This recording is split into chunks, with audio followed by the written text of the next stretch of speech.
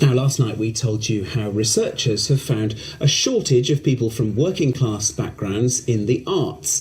It's a problem they fear will prevent important stories from being told. Well, the percentage of people employed in the sector from less privileged backgrounds has halved in the past 4 decades. Tonight, in the second part of his series, James Webster's been looking at the prospects for young actors from poorer backgrounds.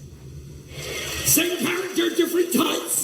Andy Ford grew up in Devon. He's now a regular on stage, but it's a career he feels he had to work harder for, coming from a background where his family couldn't afford to send him to a drama school. I was seen by someone who said, "Have you ever thought of doing panto?" Which I'd always wanted to do and didn't know the route in, because to me, that was what proper actors did. My parents couldn't afford for me to go to a drama school in London or whatever. So that was never an option. So I found my own way, really. When so many of our most celebrated actors like Dominic West and Olivia Colman are privately educated, it's easy to see why those from less privileged backgrounds worry about being a success. Eddie Redmayne famously studied at Eton, and recent research found more than half of those working in the UK's screen industries are considered to be from a privileged background. In purely creative roles like writers, producers and directors, that rises to 61%. Those jobs in cultural and creative industries are some of the most elite, the most posh, basically. This has an impact on what people think is a good representation, what people think is a good story, and it means that often working class stories can end up as quite cliched. I ain't talking to you.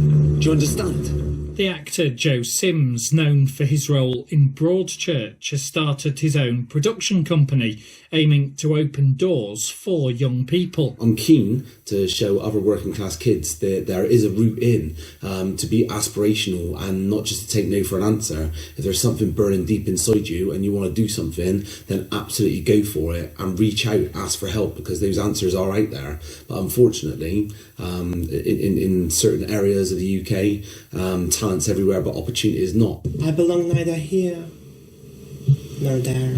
Drama classes can cost hundreds of pounds a year. So Lamar, you take the guitar book to Ingvar first. So charities like this one provide theatre workshops in schools and put on performances where young actors can showcase their talents. There's not many opportunities for artists like us who have somewhere to go to create things, or people to go to help with getting to where we want to be. But so the big aspiration is to be a director by the end of it, but I need to become the best actor first before I reach that point. Things like theatre groups, you have to pay for them, and sometimes if you don't have the means to pay for them, you don't get that experience. The entertainment industry and the cultural industry is going to be quite boring if it's only particular stories that are being heard. It's really important that we get to hear everybody's stories, and that there's proper representation across the whole sector. So now more than ever, with the cost of living crisis, it's really important that we ensure people have opportunities. The opportunities here also extend behind the scenes into music and prop making, just some of the many roles they are determined to prove should not be beyond anyone's reach. James Webster, ITV News.